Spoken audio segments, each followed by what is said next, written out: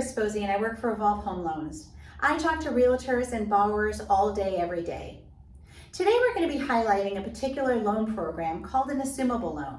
What is it? What are the pros and cons of it? And when does it financially make sense for it to be an option for both a seller and a buyer? So first off, let's talk about what it is. It's a financing agreement between a seller and buyer, where the buyer assumes all of the seller's outstanding mortgage and its terms. It applies for FHA, VA, and USDA loans. If the seller has a conventional loan, they cannot go ahead and offer an assumption. Buyers must still qualify for the mortgage that they're assuming, and we're going to talk about how that works. So let's first dive into some pros and cons. Probably the biggest pro is that the buyer can have a lower interest rate.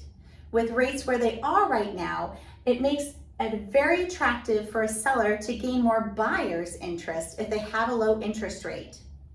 A buyer does not need to be a veteran if they're trying to assume a VA loan. So what are the cons?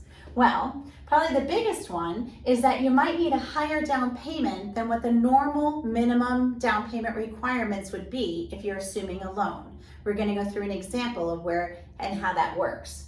You also have to assume the mortgage insurance premiums on both the FHA and the USDA loans. And one thing that a seller needs to be aware of is if the seller is a VA and using their VA eligibility, that eligibility amount remains with the loan and the property. So that's one thing to consider.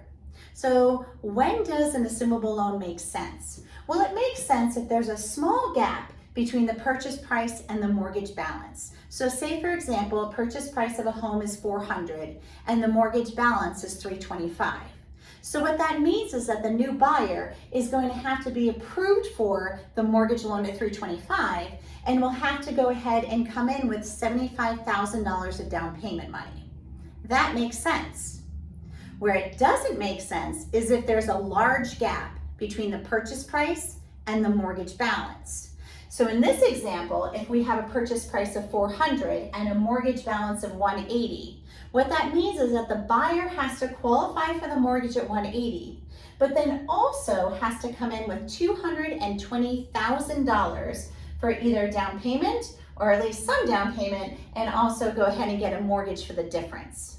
So in those situations where there's a big gap, it does not make sense to go ahead and offer an assumable loan. So what's our takeaway? Well, assumable loans might seem very simple at face value, but they are complex and the numbers do matter. We welcome the opportunity to talk to you and your borrower about the possibility of assuming a loan and how that process works.